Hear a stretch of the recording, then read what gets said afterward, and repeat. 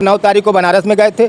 आम मान्यता दल प्राप्त 106 पार्टी आई थी। 106 पार्टियों को मिला करके हम भी एक परिवर्तन मोर्चा बनाना चाहते हैं। पूर्वांचल के 27 जनपद को घेरना चाहता हूं और हम भारतीय जनता पार्टी को, समाजवादी पार्टी को, कांग्रेस पार्टी को सत्ता से बाहर करना चाहते हैं। यही मैं लक्ष्य बना करके मांग समाज पार्टी को लेकर के गरीब जनता के बीच में गांव-गांव घूम करके झोपड़ी में सब लोगों से यह निवेदन कर रहे हैं कि आप लोग आइए, जो आपका अधिकार नहीं मिल पाया है उस अधिकार को दिलाने के लिए मांग समाज पार्टी में संघर्ष करने के पहले यहाँ सरसों का तेल 50 रुपया केजी था।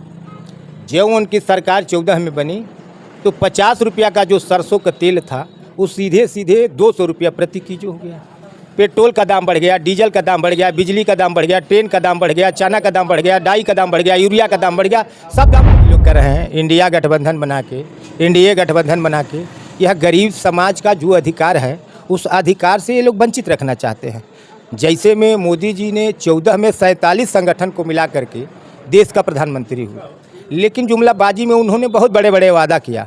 कहा कि 2 करोड़ हम रोजगार दे देंगे, 15 लाख खाते में रुपया दे देंगे, और जो हवाई चप्पल पर चला था उसको हम हवाई जहाज में चला। देख रहे हैं हिंदुस्तान तक न्यूज़, मनोज टाइगर के साथ। बता दूं इस वक्त मैं जनपद मऊ में हूं और मऊ में कुछ शख्स जो बैठे हैं मेरे साथ, देख सकते हैं। डिमांड यानी मांग समाज पार्टी के राष्ट्रीय अध्यक्ष से मैं वार्ता कराऊंगा। क्या कुछ पार्टी का नीति है, क्या उद्देश्य है, कब इनका पार्टी का गठन हुआ, तो सीधा मैं रुक करूंगा। स्वागत है आपका मेरे चैनल पर। अब सभी लोगों का प्रणाम। मेरा परिचय कड़ी में मदन राजभर, मांग समाज पार्टी के राष्ट्रीय अध्यक्ष। मेरा गांव है रतनपुरा, मऊ जनपद का मैं मूल निवासी हूं। यही मेरा परिचय है। सर, ये जो डिमांड जो समाज पार्टी अपना गठन किया है, ये कब गठन हुआ और इसका उद्देश्य है क्या? 15 अगस्त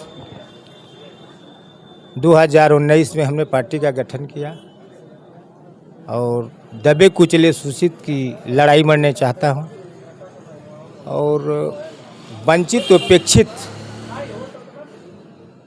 लोग हैं, उनकी जो अधिकार है अब तक जो वंचित है, नहीं मिल पाया है, उस लड़ाई को सदन तक पहुंचाने का हम काम कर रहे हैं। उनके अधिकार दिलाने का मैं काम कर रहा हूं। इसलिए मैं पार्टी बना करके एक संगठन का रूप दे करके पूरे प्रदेश में घूम घूम करके आंदोलन कर रहे हैं। अभी देखा जाए तो राजनीतिक सियासत बहुत गर्मजोशी में है, लोकसभा का चुनाव होना है इन दिनों, तो क्या आपकी पार्टी इंडिया गठबंधन के हिस्सा है या एनडीए के हिस्सा है या फिर अकेले ही कुछ करने को विचार है? देखिए, ये सब जुमलाबाजी करके मोदी जी ने अपनी सरकार बना लिए। सर, देखा जाए तो पीएम किसान योजनाओं के अंतर्गत किसानों को लाभ दे रहे हैं और उज्ज्वल कनेक्शन के अंतर्गत जो कि देखा जाए तो कहीं ना कहीं उनको लाभ दे रहे हैं।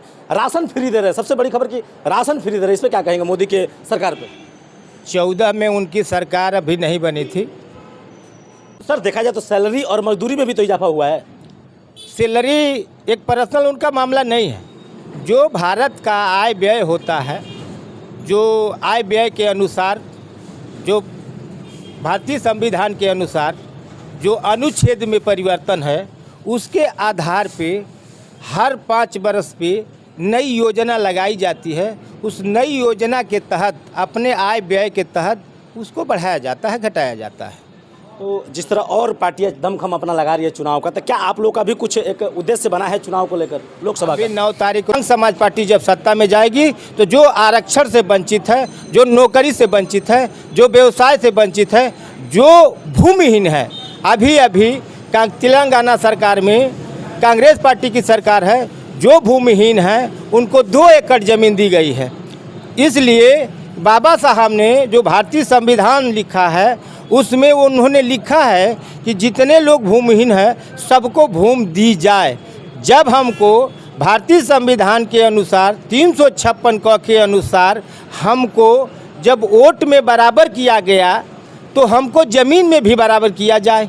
इसलिए कि मेरे वोट से देश का प्रधानमंत्री बनता है, मेरे वोट से राष्ट्रपति बनता है, मेरे वोट से विधायक बनता है, मेरे वोट से मुख्यमंत्री बनता है, मेरे वोट से सांसद बनता है, तो हमको भी उस समान अधिकार दिया जाए। अच्छा, जैसे आप लोग मोर्चे का जब गठन कर लेंगे पूर्वांचल में, तो क्या लोकसभा में प्रत्याशी उतारेंगे? हम लोकसभा के पूर्वांचल के 27 जनपद को घेरना चाहते हैं।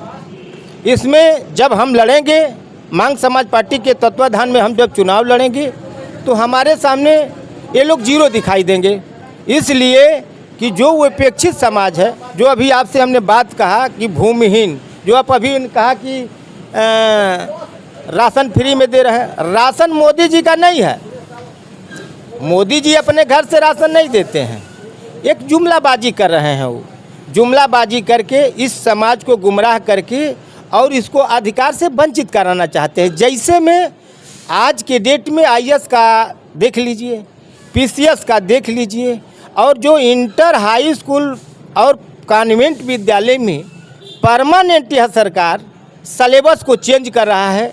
इससे यह दूरगामी स्थिति दिखाई दे रही है कि आने वाला दिन में यह गरीब का औलाद शिक्षा से वंचित रह जाएगा।